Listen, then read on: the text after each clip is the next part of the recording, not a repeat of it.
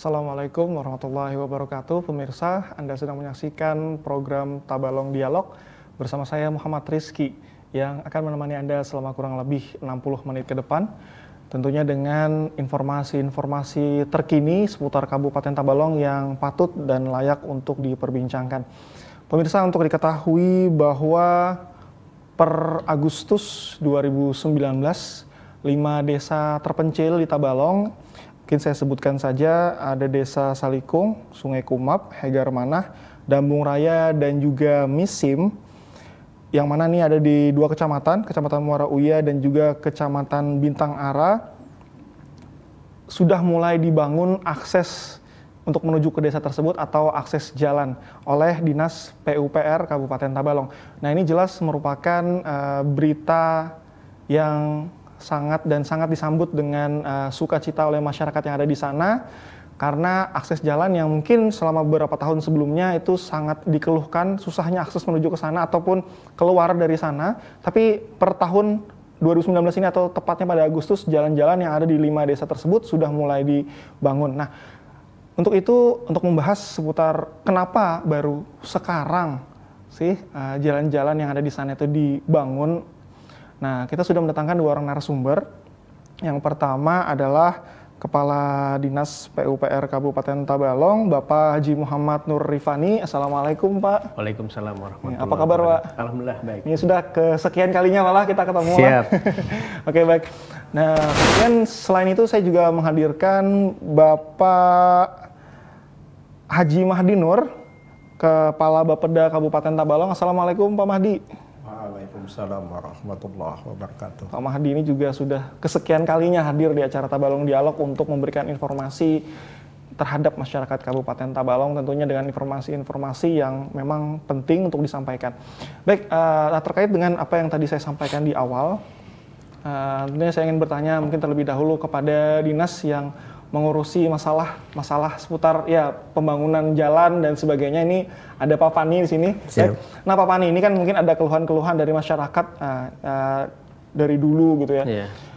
Kapan nih jalan dibangun gitu kan, sudah daerah terpencil jalannya susah lagi. Nah, tapi kenapa Pak akhirnya? Tapi alhamdulillah ya akhirnya mulai dibangun. Tapi kenapa sebenarnya Pak? Apa yang menyebabkan susahnya atau lambatnya proses dari pembangunan di 5 desa terpencil tadi, Pak? Baik. Terima kasih Mas Rizky. Jadi pemerintah Tabalong terkait dengan 5 desa yang terisolir lah dalam tanda kutip ya. Dalam tanda kutip ini sudah berupaya ya bagaimana caranya atau ada berkeinginan untuk menyelesaikan supaya tidak terisolir lagi. Nah, pemerintah sebenarnya dari dulu sudah mencoba untuk melakukan pembenahan atau perbaikan di 5 desa terisolir itu. Tetapi memang keinginan memang sangat besar, ternyata kita dihadapi bahwasanya ternyata 5 desa tersebut berada di kawasan hutan. Ada hutan lindung di situ, ada hutan produksi dan hutan produksi terbatas. Nah, itu yang membedakan apa Pak, kawasan hutan dan kawasan yang lain? Jadi kalau kawasan hutan lindung ini berarti kan di zona hijau ya, jadi tidak, artinya intinya tiga zona itu tadi tidak boleh melakukan kegiatan apapun sebelum ada izin. Nah, izin ini harus melalui Kementerian Lingkungan Hidup dan Kehutanan.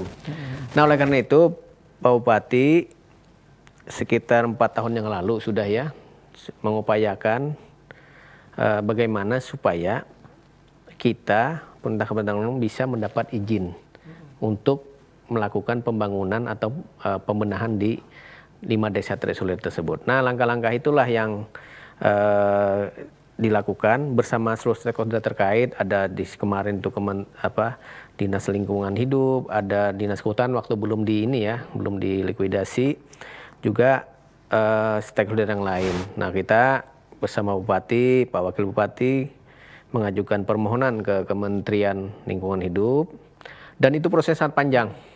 Tidak semudah yang mungkin diperkirakan, karena di sana melalui suatu rangkaian yang panjang, yaitu harus menyiapkan data.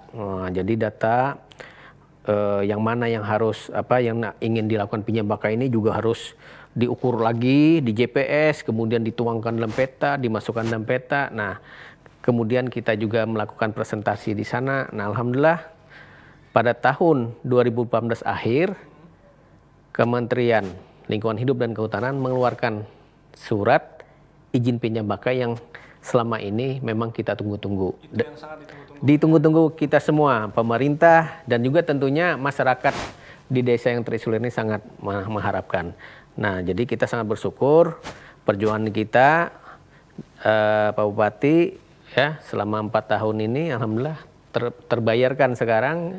Dan insya Allah saya kira dengan adanya surat izin pinjam pakai ini, kita pemerintah melalui Dinas PUPR bisa maksimum untuk melakukan pembenahan jalan di desa terisolir tersebut. Oke, baik Pak. Ini mungkin masyarakat banyak yang masih belum tahu nih, termasuk saya juga Pak ya. Iya. Jadi yang sebenarnya dimaksud dengan kan diterbitkannya surat izin pinjam pakai gitu ya. Nah, itu yang dimaksud dengan surat itu sendiri sampai batasan di mana itu kewenangan dalam pembangunan itu sendiri Pak? Betul. Jadi dari surat izin pakai itu khususnya untuk terkait fasilitas ya, infrastruktur jalan di sana, berarti kita diberikan kewenangan untuk melakukan pembangunan, pemeliharaan, perawatan ataupun apa terkait dengan infrastruktur tersebut. Nah, ini diberikan dan itu ada batas-batasnya sesuai dengan apa yang kita ajukan. Nah, jadi yang kemarin keluar ini panjang jalannya hampir 60 km. Di 60 km di 5 desa tadi sekitar 60 km, 61,7, kemudian dengan luasan hampir 46 hektar. Jadi sangat panjang, Mas Rizky ya, dan kita sangat bersyukur. Nah, mudah-mudahan dengan keluarnya ini merupakan momentum bagi kita menuntaskan daerah terisolir sirup dan dalam tanda petik ya, sehingga harapan kita nantinya, harapan kami kesejahteraan masyarakat di sana juga meningkat nantinya. Oke, baik. Nah, ini ketika nanti sudah dibangunkan jalan di sana, saya nanti mungkin akan tanya lagi Pak tentang prosesnya. Tapi kita mau tanya dulu nanti kalau misalnya jalannya sudah dibangunkan seperti itu, ini untuk Pak Mahdi sih sebenarnya. Oke, ketika jalan nanti sudah dibangunkan, ada peningkatan jalan, berarti kan kawasan itu tadi tidak lagi disebut terisolir Pak. Betul. Ya. Nah, ini Pak Mahdi, kalau dikaitkan dengan dengan apa istilahnya tuh perekonomian lah mungkin seperti itu ya. Nah, nanti seperti apa Pak untuk di Tabalong sendiri Pak? Ya, kita memahami bahwa infrastruktur itu adalah dimaksudkan untuk menunjang kegiatan pengembangan ekonomi dan pelayanan publik. Jadi dua hal yang harus kita perhatikan adalah bagaimana suatu desa itu bisa berkembang dengan baik perekonomiannya tanpa ditunjang oleh infrastruktur. Demikian pula tentang pelayanan publik, termasuk anak-anak sekolah yang memanfaatkan sarana prasarana di sana. Ini tentu membutuhkan infrastruktur. Terlebih lagi para guru-guru yang belum tentu berdomisili di desa tersebut. Dia juga membutuhkan akses jalan untuk bisa melaksanakan tugas dengan baik. Jadi kami kira ini sesuai dengan RPJM yang lalu tahun 2014-2019 bahwa kita memang fokus terhadap pengembangan infrastruktur yang ada di Kabupaten Tabalong. Oh gitu, oke baik. Jadi sebenarnya peningkatan jalan di wilayah terisolir ini Pak ya, itu sudah memang termasuk dalam RPJMD Tabalong Pak ya, di tahun 2014-2019 Pak ya. Program prioritas Pak, waktu itu?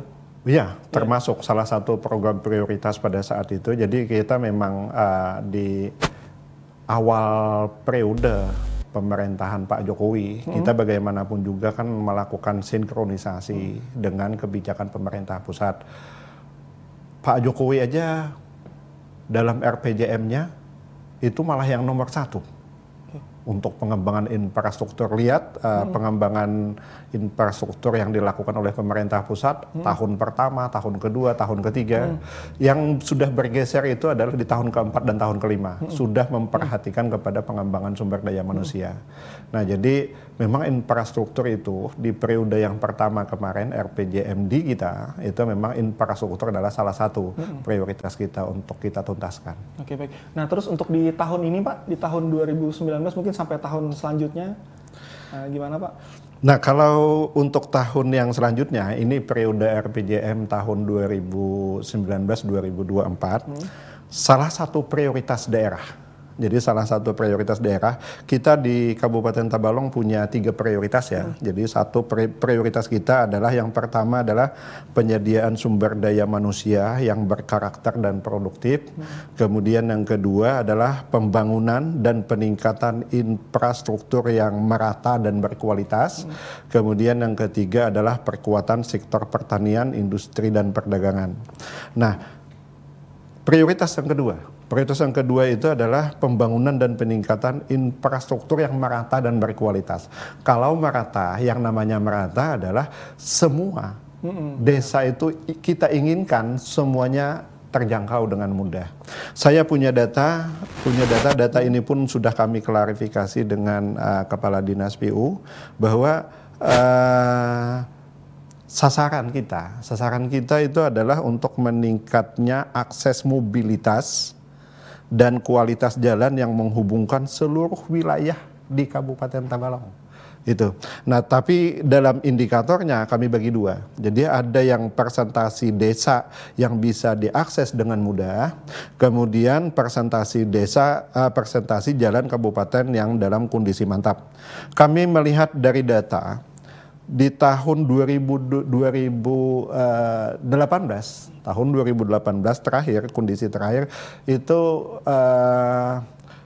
persentasi jalan yang bisa diakses dengan mudah itu sudah mencapai 80%. Yang 5 desa itu kan termasuk yang 20% yang tidak diakses dengan mudah. Kalau ini kan yang terisolir. Nah, jadi memang sudah dijelaskan oleh Pak Kepala Dinas bahwa untuk menempuh itu berat. Karena kenapa? 5 desa ini kebetulan wilayahnya itu ada di wilayah hijau, jadi hutan lindung. Nah, untuk memproses itu, saya berkesempatan kemarin sekali bersama-sama Pak Pani dengan Pak Wakil Bupati kemarin, seolah-olah Kementerian Kehutanan dan Lingkungan Hidup itu ingin menahan supaya tidak begitu mudah untuk kita bisa mendapatkan izin. Yang saya alami pada saat dengan Pak Kepala Dinas itu, sudah dipenuhi permintaan ini, masih ada yang kurang. Sudah dipenuhi permintaan ini, masih ada yang kurang. Tapi saya yakin masyarakat pun sudah tahu itu. Karena kemarin pada saat pertemuan bersama-sama saya itu, Pak Kepala Dinas ini menyertakan masyarakat lokal. Jadi masyarakat lokal pun sudah tahu dan diharapkan sudah diketahui oleh masyarakat di sana bahwa pemerintah Tabalong itu perjuangannya luar biasa untuk kita bisa memperoleh izin pinjam pakai. Karena ini ketentuannya seperti itu. Jadi bukan kita mengabaikan masyarakat di sana, bukan kita tidak hirau dengan kondisi mereka, kita sebenarnya ingin semuanya itu bisa diakses dengan mudah, tapi kendala peraturan perundang-undangan harus kita selesaikan. Ya, baik, oke Pak. Jadi alhamdulillah di tahun 2018 ya surat izin pinjam pakai itu sudah bisa keluar dan di 2019 ini sudah bisa direalisasikan pembangunan di sana. Dan pemirsa, kita kembali lagi setelah jeda berikut ini.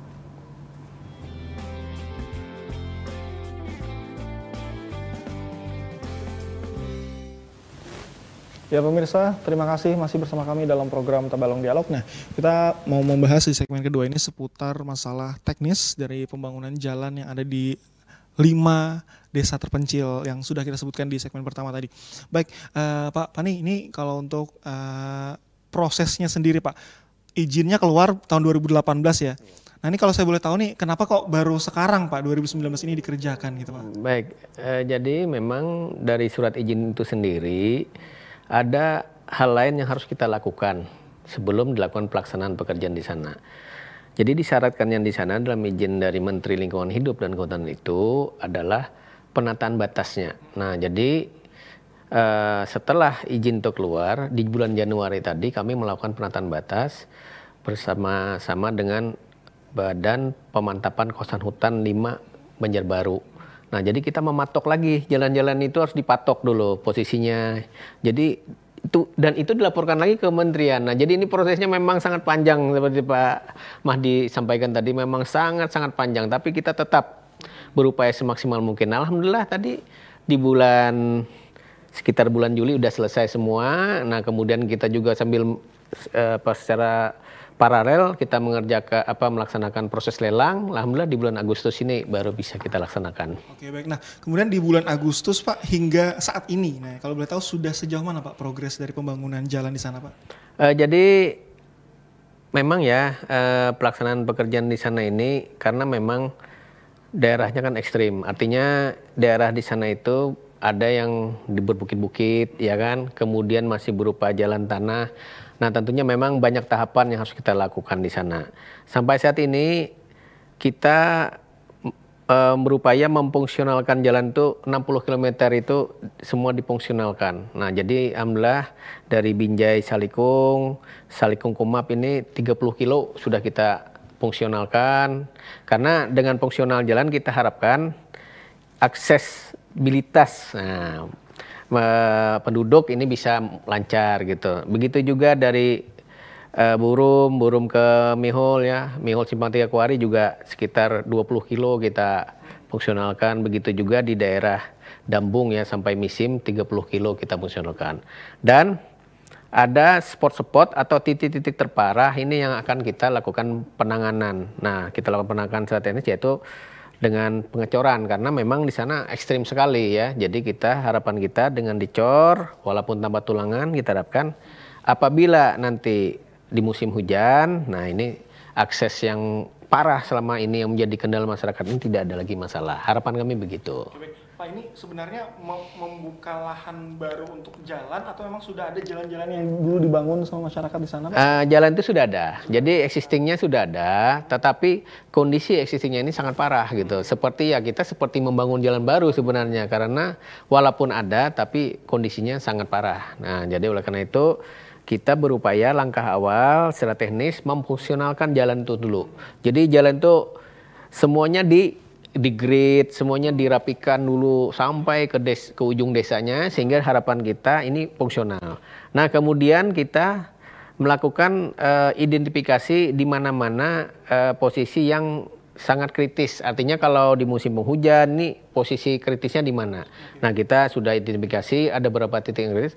Nah, titik-titik kritis itulah dulu yang kita lakukan pembenahan secara maksimum dengan cara ada melakukan pengecoran di sana. Jadi sudah dicor juga Pak ya? Iya, dicor karena posisinya kritis. Yang kritis itu artinya kalau nanti musim hujan diharapkan nah akses jalan tetap terjaga fungsional di sana. Awet gitu ya jalan. Awet dan juga karena kan di sana daerah-daerah berbukit itu sering terjadi istilahnya tuh longsor sering terjadi nanti airnya menggerusnya sangat cepat di sana, kemudian bisa menimbulkan daerah-daerah yang medannya jadi berat, rusak berat gitu. Nah, oleh karena itu titik-titik daerah pegunungan yang sifatnya kritis yang harus kita tangani itu dulu yang utama kita tangani saat ini. Oke, baik Pak. Itu ada nggak daerah-daerah yang mungkin terpotong dengan sungai sehingga harus dibangun jembatan gitu, mungkin ada nggak? Ya, ada sekali. Jadi memang ada. Jadi ada itu beberapa titik yang jembatannya juga rusak. Kemudian saya lihat tuh ada malah satu kita jembatan yang harus dipindah karena jalannya harus dipindah gitu. Nah, jadi ini memang sangat walaupun memang existingnya dulu ada jalan, tapi ini seperti membangun baru sebenarnya kita. Karena selama ini kan pemeliharaan jalan di sana tidak pernah tersentuh secara maksimum. Jadi akhirnya ini benar-benar dari awal kita melakukan pembangunan di sana. Oke, baik. Pak, tadi totalnya 60 km ya Pak ya?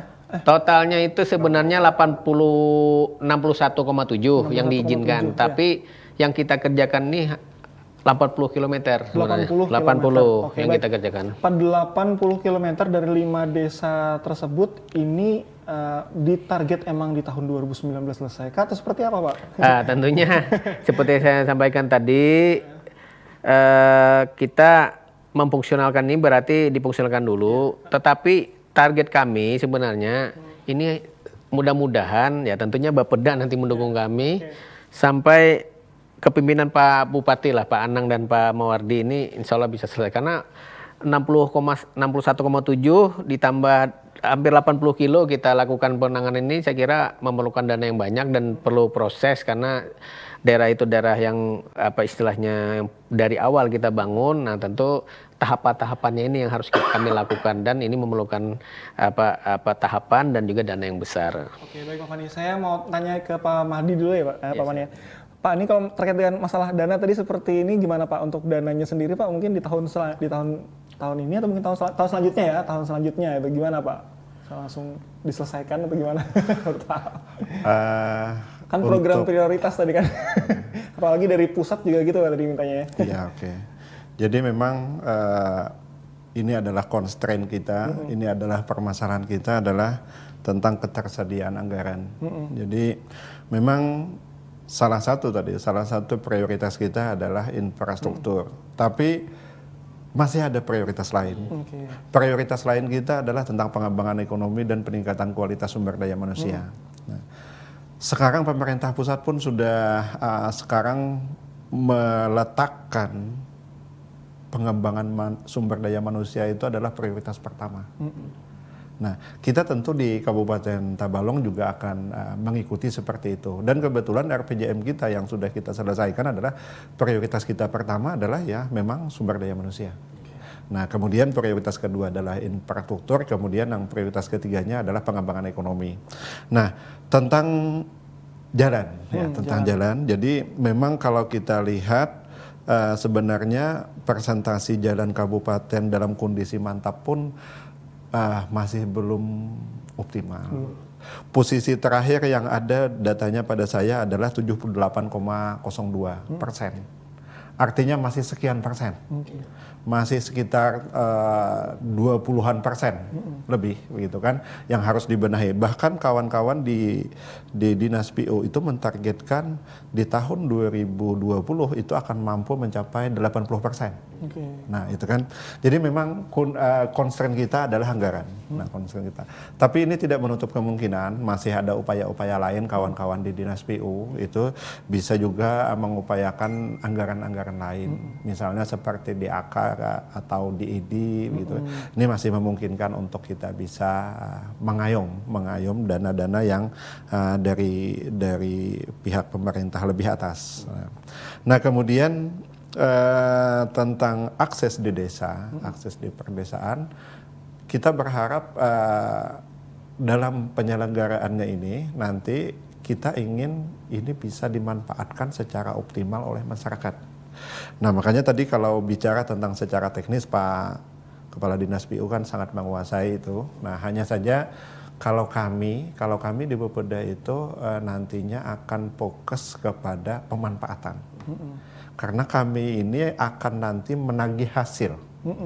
Kami di Bapeda itu akan menagih hasil bahwa akses bagi masyarakat desa itu dapat dengan mudah mereka nikmati. Itu yang kami sasar. Kami bicara tentang fisiknya itu urusannya Kepala Dinas PU. Tapi bagi kami adalah bagaimana masyarakat desa itu bisa mengakses dengan baik. Nah, ini tentu bukan hanya Kepala Dinas PU saya kira. Bukan hanya Kepala Dinas PU, tapi di sini juga dibutuhkan kesadaran masyarakat. Kesadaran masyarakat untuk memelihara jalan itu sendiri, gitu kan? Karena kenapa? Nanti Kepala Dinas PU sudah selesai mengerjakan, tapi ternyata pemanfaatannya belum lama sudah harus rusak kembali. Nah, ini tentu diperlukan kesadaran kita bersama. Walaupun secara teknis nanti Pak Kepala Dinas PU juga memperhitungkan tentang aliran air pada saat musim hujan. Nah, ini apakah sudah didukung nanti dengan drainase? Apakah drainase itu sepanjang jalan? Ataukah drainase itu dibutuhkan hanya pada titik-titik tertentu? Ini supaya menghindari kekuatan jalan yang kita bangun. Nah, kemudian pemahaman kami di Bapeda bahwa setelah pengarasan ini pun ini masih membutuhkan waktu. Karena kenapa? Pengarasan itu membutuhkan waktu untuk bisa dilanjutkan kepada tahapan selanjutnya. Jadi tidak serta-merta begitu selesai pengerasan nanti kita aspal. Wah, belum tentu seperti itu karena ada tahapan. Yang kami pahami loh, yang kami pahami ada tahapan. Jadi kami berharap juga masyarakat sabar untuk meraih kalau keinginan mereka adalah ini akan mulus aspal gitu kan, kita akan bertahap, tentu akan bertahap. Nah sampai ke periode Pak Bupati yang kedua ini mudah-mudahan bisa tercapai itu, mudah-mudahan bisa. Hanya saja tadi kebersamaan kita, jadi masyarakat juga. Nah yang lebih penting lagi adalah pemerintahan desa di sana. Pemerintahan di sana juga mengawasi pemanfaatan jalan itu sendiri. Yang kami khawatirkan nanti adalah ada angkutan yang tonasenya lebih besar daripada kapasitas jalan. Itu nanti akan cepat jalan kita rusak. Nah, kalau tonasenya lebih besar daripada kapasitas jalan, apakah itu angkutan apa? Nah ini kami mohon pemerintah desa koordinasilah dengan Babinsa, dengan Babinmas. Ini tolong jangan terjadi seperti itu. Kemudian di tingkat kecamatan juga Pak Camat koordinasilah dengan Danramil, dengan Kapolsek begitu, supaya jangan terjadi angkutan-angkutan yang di luar daripada tonase kapasitas jalan. Kami berharap seperti itu. Ya baik Pak Mahdi, Pak Pani, kita jeda dulu ya Pak ya sejenak. Setelah ini kita akan kembali lagi. Pemirsa jangan kemana-mana, tetap di Tabalong Dialog.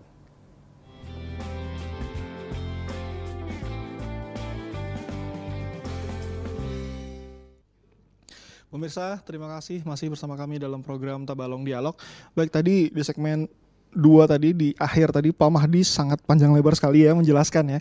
Ada 2 poin yang saya catat tadi Pak. Saya mungkin bertanya lagi ke Pak Fani. Yang pertama tadi Pak Mahdi mengharapkan ada dibangun drainase yang baik gitu ya. Mungkin karena daerah yang perbukitan tadi ya, untuk menghindari hal-hal yang tidak-tidak. Nah ini gimana Pak? Mungkin Bapak menanggapi hal itu Pak? Ya, saya kira tepat sekali ya. Karena memang seperti saya sampaikan awal, ini daerahnya ekstrim gitu ya. Ekstrim, jadi daerah-daerah pegunungan, perbukitan yang kita lewati sehingga sering terjadi longsor dan juga airnya deras kalau memang terjadi hujan. Nah, oleh karena itu langkah kita selain membentuk badan jalan juga melakukan drainase ya, membuat drainase walaupun tidak permanen. Artinya kita membentuk dengan mungkin alat ya, dengan glider kita bentuk semua parit di sana sehingga diharapkan air bisa meluncur ataupun bisa jalan di sana. Nah itu langkah kita. Kemudian juga di mana-mana titik kritis dam artinya terjadi longsoran ada yang kita lakukan cutting ya. Kita lakukan cutting sehingga diharapkan nantinya longsoran ini bisa diminimalkan begitu. Nah jadi itu langkah-langkah kita strategis. Oke baik Pak.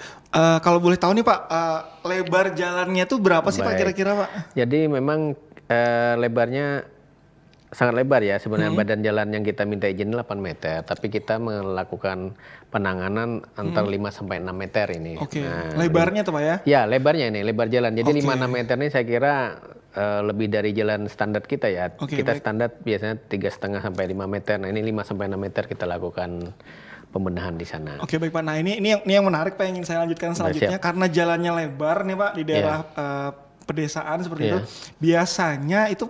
Biasanya nih Pak ya, ada angkutan-angkutan yang mengangkut entah barang atau mungkin tanaman-tanaman atau mungkin ya hasil-hasil perkebunan gitu yang kendaraannya besar seperti itu. Betul. Nah ini gimana Pak nanti Pak? Mungkin apalagi yang mungkin tonasenya melebihi daripada apa itu, seperti apa Pak nanti Pak? Nah, sebenarnya kan seperti tadi harapan kita sebenarnya perawatan jalan ini dan pengawasan ini bukan hanya pemerintah, artinya di kabupaten aja, tentunya kita harapkan masyarakat semua juga merawat jalan ini karena kan ini merupakan peruntukannya untuk masyarakat umum ya. Nah oleh karena itu sebenarnya perencanaan kita khusus jalan kabupaten ini sebenarnya sudah kita tentukan masih di kelas 3C ya.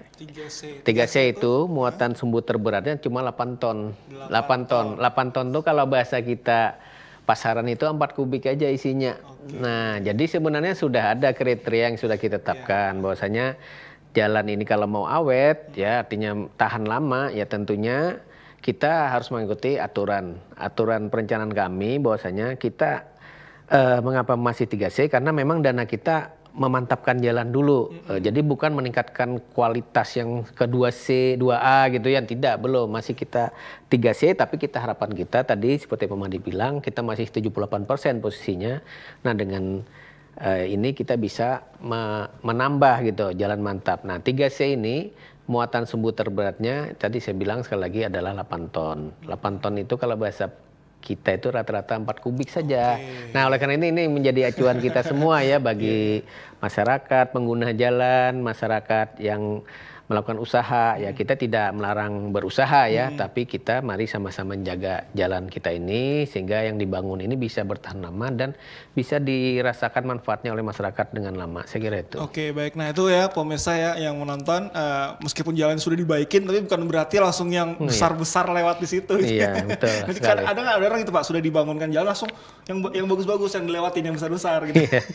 Nah itu ya pemirsa ya sudah dihimbau sama Kepala Dinas PUPR Pak Fani untuk tidak atau mungkin dibatasi sesuai dengan yang ditentukan tadi 8 ton. 8 ton. 8 ton. Oke. Baik, itu kita membahas seputar pembangunan jalan, Pak. Baik, Pak.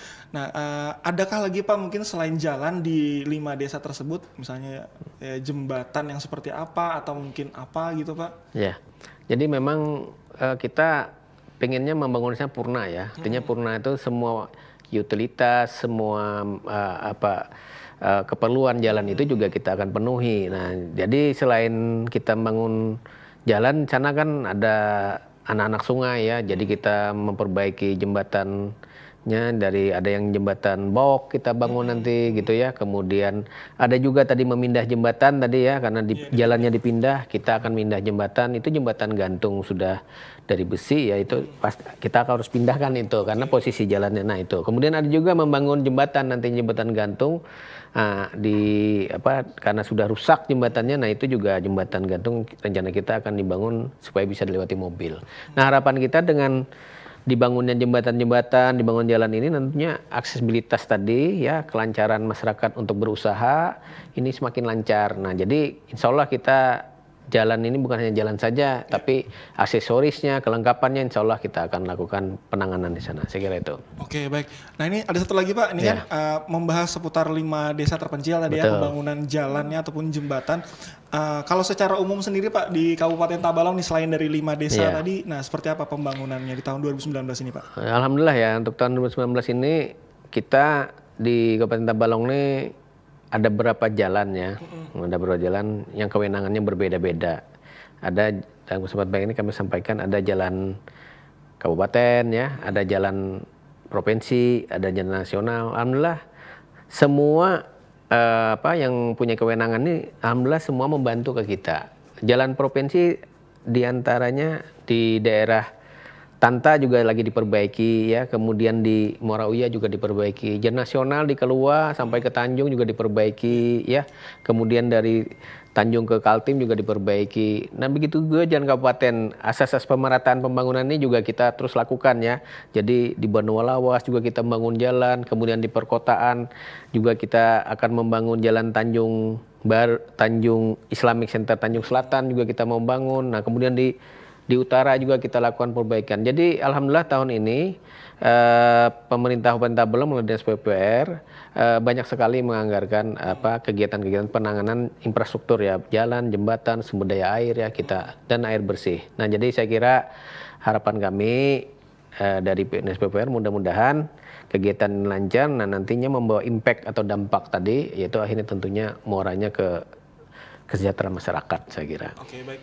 Pak, saya mau ngutip tadi ada Pak Mahdi, Pak. Kalau saya tidak salah tadi ya 80% atau berapa Pak yang sudah tercapai? 80% jalan perdesaan ya yang menuju ke perdesaan. Oke. Nah, itu Pak, saya mengutip dari katanya Pak Mahdi tadi, itu kira-kira kalau ditargetkan sendiri yang 100% itu kapan Pak kira-kira Pak? Ini kan sudah dekat nih, sisa 20% lagi gitu kan. Ya, harapan kami memang pemerintah pun dan juga tentu Dinas PUPR berharap artinya PR kita ini semua diselesaikan dalam sesegeranya. Oleh karena itu langkah-langkah kita, walaupun targetnya tadi mungkin antara 2-5% saja setahun, tapi itu kan target. Tapi upaya kita tentu tidak itu aja. Ada langkah-langkah lain mungkin selain APBD kita juga melakukan program, artinya memohon ke pemerintah pusat untuk mendapatkan dana, ya kan. Nah, alhamdulillah kita tahun ini juga tahun 2020 insya Allah kita akan melakukan peningkatan mengenai dana DAK. Nah, jadi itu langkah-langkah kita sehingga akselerasinya akan lebih cepat walaupun targetnya mungkin 2% setahun, tapi kita harapkan semakin ya mudah-mudahan lah sampai pemerintahan Pak Bupati Wakil Bupati ini sesuai harapan baik dari Renstra kami dan tentunya harapan kami ini makin cepat akselerasinya. Saya kira itu yang kami akan lakukan terus. Oke, baik, Pak. Saya boleh tanya lagi, Pak ya? Silakan. Ini gini, Pak, karena kita kan punya jalan yang besar, yang maksud saya jalan yang panjang yang selalu mungkin sering dilalui. Ini PHM Nur ini, Pak. Nah, PHM Nur ini banyak nih orang-orang bertanya-tanya mungkin ya. Saya sendiri juga masih bingung. Ini sebenarnya kewenangannya siapa ya Pak jalan ini?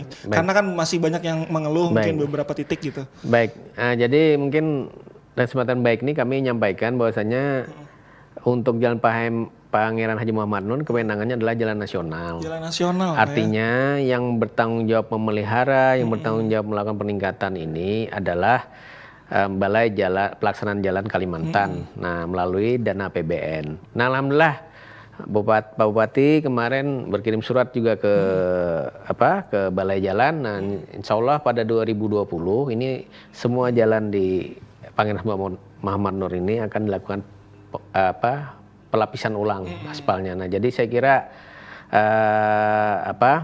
untuk saat ini memang saya lihat dilakukan penutupan lubang-lubang sehingga jalannya tetap fungsional. Diharapkan kan 3 bulan lagi nanti baru dilaksanakan lagi pelaksanaan ini pengaspalan secara menyeluruh. Nah, dalam kesempatan baik ini juga saya sampaikan bahwasannya memang jalan nasional ini sangat panjang juga ada di Kabupaten Tabalong ini. Jadi ini yang patut artinya diketahui masyarakat.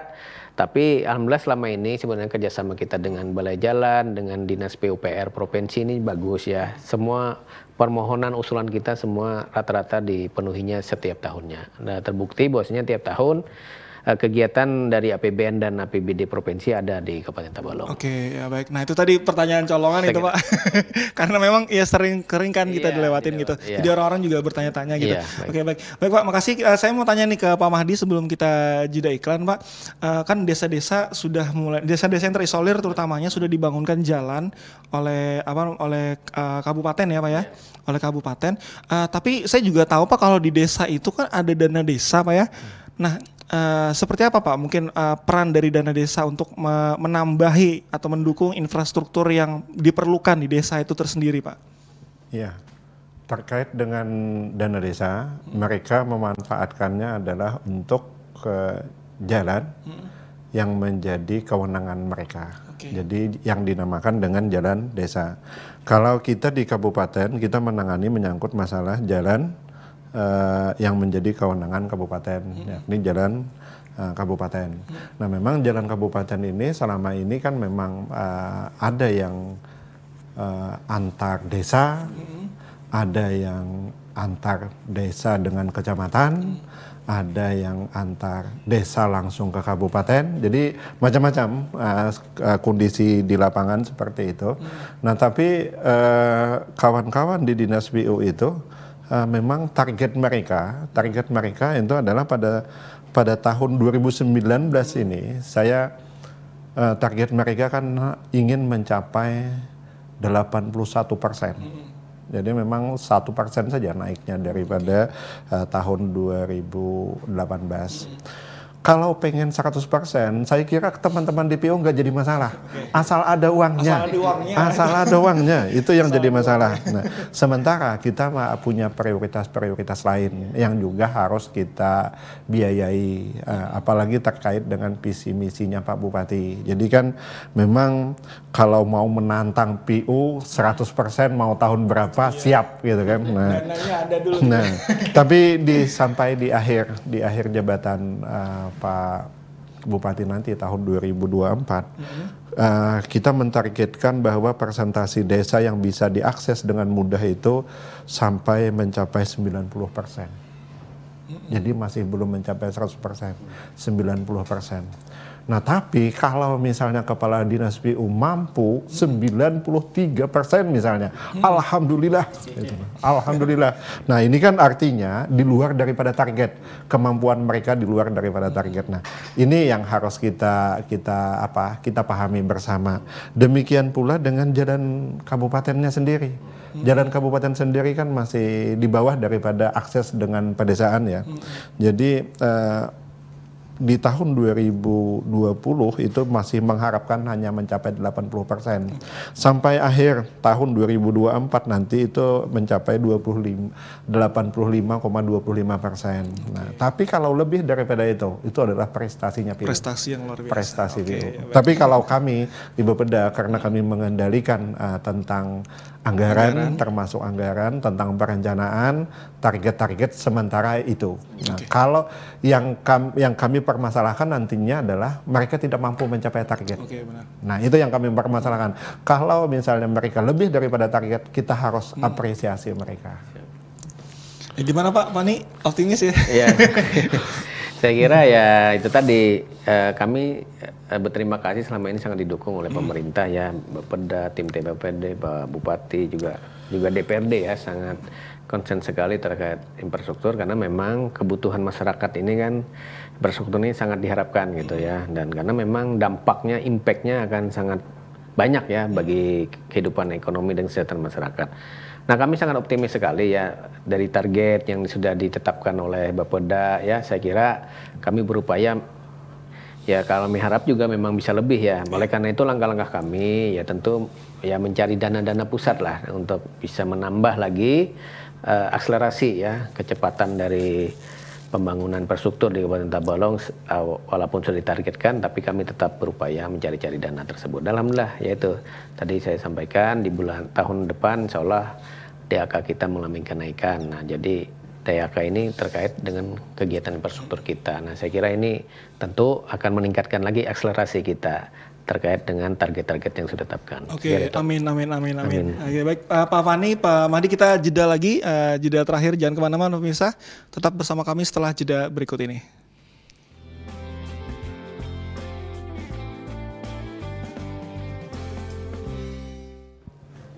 Ya pemirsa, di segmen terakhir saya ingin bertanya terlebih dahulu kepada Pak Mahdi sebelum kita seperti biasa ada harapan-harapan seperti itu ya. Baik Pak Mahdi, tadi kan ada sempat menyinggung seputar penggunaan dana desa nih Pak. Penggunaan dana desa yang sebaiknya itu seperti apa untuk mendukung akses dari desa yang ada di desa. Maksud saya mungkin seperti seperti pembangunan jalan dan sebagainya. Itu sebaiknya seperti apa Pak penggunaan dana desa ini Pak? Baik, jadi untuk pemanfaatan dana desa, kita sepenuhnya memahami bahwa di desa itu ada dana desa yang ditransfer langsung dari pemerintah pusat. Kemudian ada juga penyisihan dari dana transfer yang di kabupaten itu 10% dari total dana transfer dikurangi DAK, gitu kan. Nah, jadi ini dimanfaatkan oleh masyarakat desa untuk melakukan pembangunan infrastruktur juga, tapi infrastrukturnya berbeda. Infrastruktur yang dilakukan oleh pemerintahan desa itu adalah infrastruktur yang menjadi kewenangan pemerintahan desa, yang menjadi asetnya desa. Nah, ini adalah antara jalan antara RT dengan RT, antara jalan yang sifatnya dalam satu RT berupa gang misalnya, itu adalah bisa dimanfaatkan dari dana desa. Nah, berbeda kalau misalnya dari desa ke desa lain, nah itu akan menjadi wilayahnya kabupaten. Desa dengan kecamatan, desa dengan kabupaten, nah itu wilayahnya kabupaten. Nah, jadi kami berharap karena kita ingin meningkatkan aksesibilitas masyarakat dalam melaksanakan kegiatannya, baik itu pengembangan ekonomi maupun itu pelayanan publik, semuanya diharapkan lancar jalan. Apakah jalan itu jalan desa ataukah itu jalannya kabupaten, diharapkan semuanya lancar. Kita juga berharap seperti itu dengan pemerintah lebih atas. Jalannya provinsi, jalannya nasional juga diharapkan lancar. Sebagaimana yang Mas Rizky tadi sentil tentang Jalan Pangeran Muhammad Nur misalnya kan. Nah, kita juga berharap seperti itu. Jadi kita kan artinya wilayah-wilayah yang menjadi kewenangan jalan itu kita harapkan itu memang semuanya bisa lancar dalam kualitas baik begitu kan, sehingga masyarakat bisa melaksanakan aktivitasnya. Oke Pak, mungkin sekalian Pak ya, ada yang ingin disampaikan Pak atau mungkin diharapkan kepada masyarakat yang saat ini desanya sudah mulai dibangunkan akses jalan-jalan ya oleh PUPR tadi, khususnya 5 desa yang terisolir tadi Pak.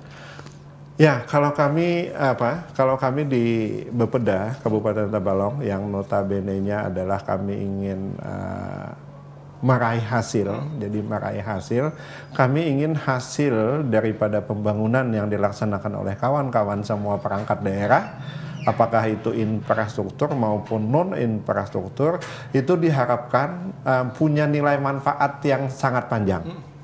Nah, untuk bisa dimanfaatkan dengan sangat panjang, tentu kebersamaan harus kita tumbuh kembangkan. Kebersamaan dengan masyarakat, kebersamaan antar lembaga-lembaga yang ada di perdesaan, kemudian juga antar pemerintahan desa dengan pemerintahan kecamatan, pemerintahan kabupaten, bersama dengan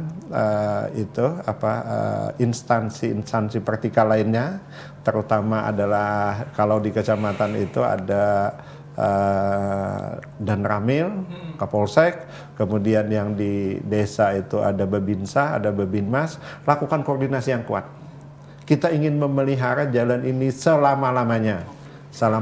Kalaupun ada kerusakan sedikit karena ada sesuatu accident misalnya, kita bisa minta bantuan lagi dengan Kepala Dinas PU untuk melakukan pemeliharaan. Jadi kami ingin di Bepeda bahwa jalan yang kita bangun ini mempunyai nilai yang panjang untuk kesejahteraan masyarakat, baik itu ekonomi maupun pelayanan publik. Oke, baik Pak Mahdi, terima kasih. Pak Rifani, ada yang mau disampaikan Pak kepada masyarakat khususnya di 5 desa terisolir yang jalannya saat ini dalam proses pembangunan? Ya, saya kira tentunya harapan saya tadi seperti yang disampaikan Pak Mahdi juga, bagaimana jalan yang kita sudah bangun ya, kita buat oleh pemerintah ini bisa berumur lama, yaitu dengan cara kita sama-sama menjaga dan memeliharanya. Ya, karena memang perencanaan kita posisinya masih di muatan sebut terberatnya 8 ton saja. Jadi itu harapan kami yang pertama ya kepada seluruh masyarakat, baik jalan di daerah tersulir ataupun jalan kabupaten yang lainnya yang ada di Kabupaten Tabalong. Nah, jadi itu. Yang kedua tentunya karena luas wilayah Kabupaten Tabalong ini sangat luas ya, ada 12 kecamatan ya, sehingga tentunya kami perlu bantuan dan dukungan masyarakat terkait dengan kondisi infrastruktur terkini ataupun yang terupdate ya. Bisa kami dibantu disampaikan langsung melalui media sosial ya, ada Facebook, ada Dinas PUPR di situ, kemudian Instagram Dinas PUPR, kemudian ada juga melalui SMS, silahkan disampaikan ataupun langsung ke loket layanan infrastruktur yang sudah ada di tempat kami di Dinas PU Jalan Pangeran Haji Muhammad Nur. Silahkan disampaikan apapun yang terjadi di lapangan, karena bagaimanapun infrastruktur ini sifatnya bukan statis tapi dinamis, jadi setiap saat terjadi perubahan. Oleh karena itu kami mohon bantuannya, silahkan saja disampaikan kami. Insya Allah dengan kami mengetahui lebih cepat nih, kami bisa lebih fokus untuk cepat menyelesaikan kerusakan yang terjadi terkait infrastruktur di Kabupaten Tabalong. Saya kira itu. Oke, baik. Saya mengucapkan terima kasih Pak Pani, Pak Mahdi atas kehadirannya di acara Tabalong Dialog edisi kali ini, karena saya tahu pasti beliau-beliau ini sibuknya luar biasa tapi menyempatkan untuk hadir di sini untuk memberikan sosialisasi sekaligus memberitahukan kepada masyarakat Kabupaten Tabalong. Dan pemirsa, inilah akhir daripada Tabalong Dialog edisi kali ini. Saya Muhammad Rizky beserta kru yang bertugas pamit undur diri. Sebelum itu saya juga ingin mengingatkan bagi para pemirsa di rumah yang mungkin belum berkesempatan untuk menonton di TV secara langsung, boleh dong untuk melihat di channel YouTube kami, di channel TV Tabalong. Jadi bisa di like, bisa di komen, bisa di subscribe, dan juga di share ke teman-teman yang lain supaya informasi apapun yang penting yang berasal yang ada di Kabupaten Tabalong ini bisa sampai ke seluruh wilayah yang ada di Kabupaten Tabalong. Sekali lagi saya mengucapkan terima kasih, sekaligus permohon maaf kalau ada kekurangan.